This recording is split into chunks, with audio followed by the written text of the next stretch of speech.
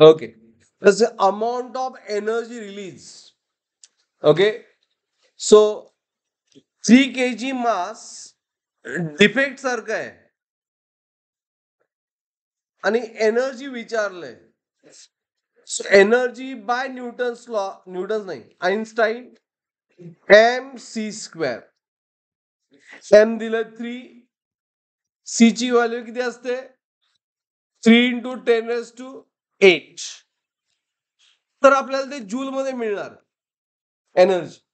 Divide by 1.6 ने केलं तर किती आला सांगा? 3 स्क्वेअर आहे ना, एम सी स्क्वेअर.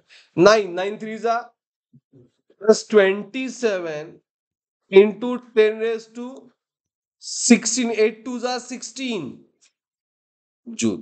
ईव्ही मध्ये किती?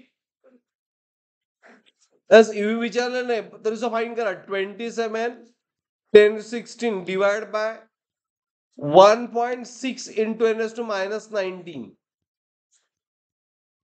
एवढं ईव्ही. बस झालं. कॅल्क्युलेशन नाही केलं चालेल. ईव्ही ला काय करायला पाहिजे हे कळालं. For EV we have divided by 1.6